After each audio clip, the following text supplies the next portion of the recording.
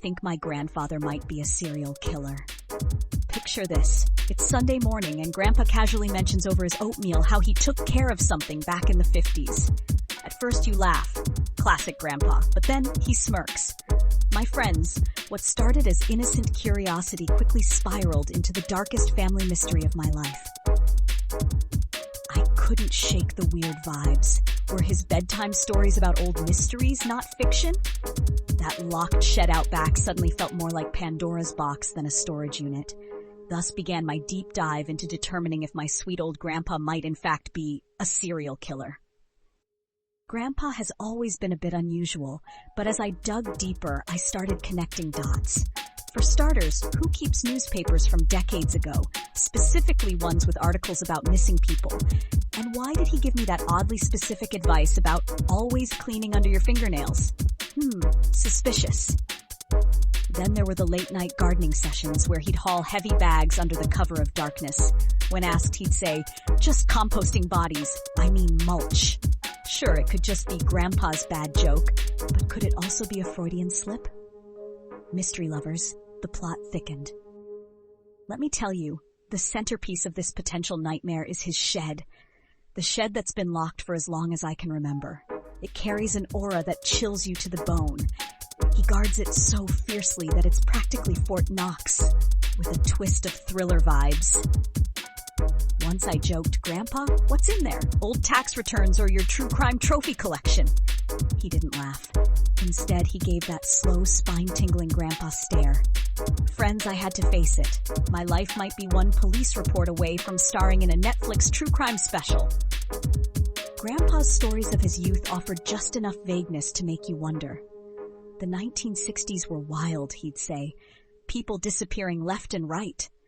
Thanks for the historical insight, Grandpa, but why did you say that while whittling a knife? Please explain your ominous vibe, sir. He's always got a tale about a deer he helped hunt, but conveniently can't remember the details. Random fires that took care of evidence, and camping trips that coincided suspiciously with missing persons cases. Mystery fans, isn't that a little too coincidental? Or am I catastrophizing? On one particularly nothing to see here Tuesday, I found Grandpa with an old leather trunk, its corners worn, its latches rusted. Inside, a mix of yellowed maps, faded photographs, and what appeared to be a collection of pressed flowers. Sweet, right? Except some photos were of people I've never seen. "Who's this?"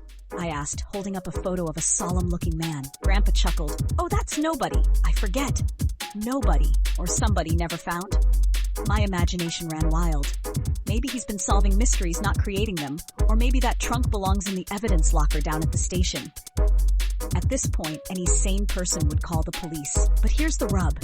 It's Grandpa, the guy who taught me how to ride a bike, sneak a candy bar, and charm teachers with fake innocence. Turning him in would shatter everything, unless he turns on us first. Cue sinister music. Part of me suspects he'd take the accusation as a compliment. "A serial killer, huh? You young folks think so highly of me." If you're ever in this scenario, rule number 1, play dumb. You don't want to be Grandpa's next mystery. Tread carefully. You're dealing with a pro. All right, mystery lovers, the moment you've been waiting for. After weeks of his cryptic behavior, I finally found the courage to sneak into the forbidden shed. It was a risk. Could be answers. Could be my last day on Earth. Turns out it was something so much worse than I expected. Inside were rusty tools, grocery receipts from the 80s, and jars. Jars with labeled lids like Joe's finger and Evidence A. Was this grand mystery solved? Absolutely not. But one thing stood out, a secret hatch beneath the shed. Unfortunately, Grandpa caught me before I could crack it open. There's no concrete evidence against Grandpa, just enough eerie coincidences to convince me to sleep with one eye open. Maybe he's a misunderstood weirdo with a flair for scaring the family. Or maybe he's playing the long game, waiting for just the right moment to make me his next alibi. Whatever the truth, I'll say this, my doubts only make him more fascinating. A mystery unsolved is always more compelling. Would I stake my life on his innocence? Probably not. But would I watch his eventual true crime documentary? Absolutely. America's Grandpa Gone Wrong sounds like a major hit. Here's the twist, folks. What if it's you who suspects your loved one of something sinister? Would you dig for answers or let sleeping grandpas lie? While I navigate my family's spine-chilling saga, sound off in the comments, especially if you've got tips on investigating locked sheds without getting disowned.